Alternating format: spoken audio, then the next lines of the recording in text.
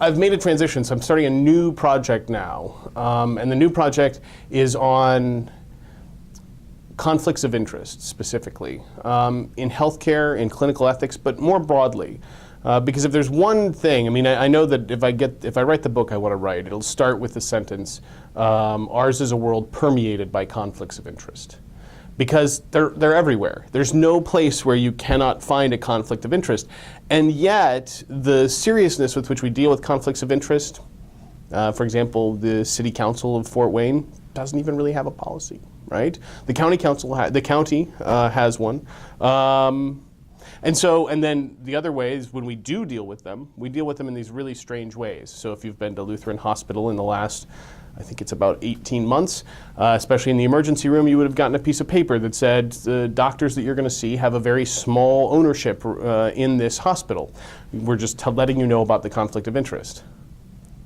What am I supposed to do with that? Right? So then do I ignore what they say? Do I ignore one small part of what they say? It's unclear how we're supposed to handle this disclosure, which is the common way we handle conflicts of interest. And so one of the things I want to talk about is, what does it mean to have a conflict of interest? How can we think more clearly about them? Maybe we should think about the fact that some of them are avoidable and some of them are unavoidable.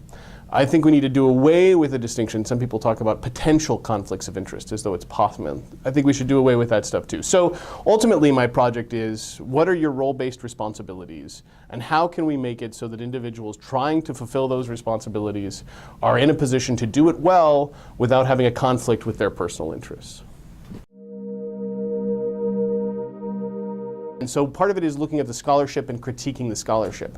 But then another part of it is looking at the world. So I do applied ethics, and so one of the things I want to know is not just how I can theorize and think about and sort of like articulate words about conflicts of interest, but the other thing is like, how are they playing out? And so there's this interesting shift in medicine that's happened. So it used to be that the big conflict of interest in medicine was pharmaceutical companies. And so you had the physician who is going about their practice and making their money as a small business owner, typically, a lot of times. And then you would have a pharmaceutical company send a rep who would give them gifts, maybe lunches, maybe trips, right? Maybe conferences, right? And then this was meant to make it so that the individual would then be more likely to prescribe that pharmaceutical company. It's not in an explicit way, but sort of like subtle pressure. And this created a conflict of interest, because now we have the physician's responsibility to their patients is to prescribe simply the best drug that fits for that patient's condition. But the pharmaceutical companies are trying to provide reasons that they should prescribe something else. And so now the physician is in a conflict of interest, right? They have their responsibility, but then they have this additional pressure. But that pressure came from the outside. So that was a pharmaceutical company from the outside of the employment relationship. The physician was making his money here, and this was an outside pressure. Now we've had a shift. So I mentioned earlier about the physicians at Lutheran Hospital have a part ownership in Lutheran Hospital, and part of that's because the vast majority of physicians in the Fort Wayne area are employees of either Parkview or Lutheran Hospital, right, or the groups that own them, right? And so they have an employment relationship. Well, this creates a different kind of problem.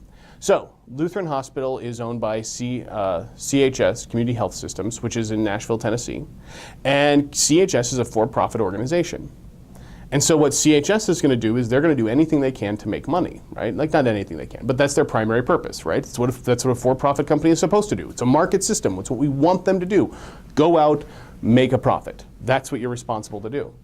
Okay, so how are they going to do that? Well, one way they can do that is they can tell their physicians who work for them, who are now employees of them, that we will change your pay based upon whether or not your referrals stay with physicians that we employ or go to other physicians.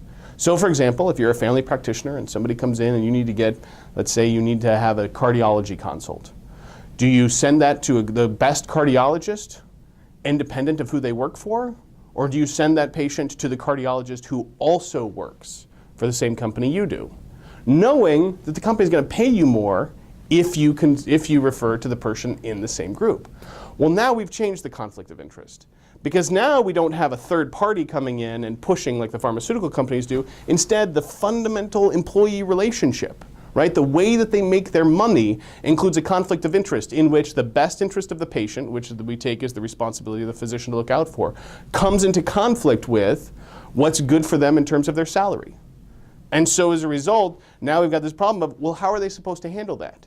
More importantly, if you're a physician and you come out of medical school today, what are you supposed to do? Because you might say, well, you should avoid these conflicts of interest, right? You should say, I mean, that's the best policy. If you can avoid a conflict of interest, you should avoid it. Where are they going to practice medicine? Or where are they supposed to go? Even worse, can we even say, I mean, it seems unsavory. They're pressuring the physician to refer in group, but they're just trying to make money. That's what we want them to do. So is anybody doing anything wrong here? And so now we have this problem of, it looks terrible, it's not looking out for the patient's best interest, but who is the person who did something unethical? Where did it happen, right? And so this is a problem for conflicts of interest. How do we talk about these in a meaningful way, given the way that they're permeating everything that we do?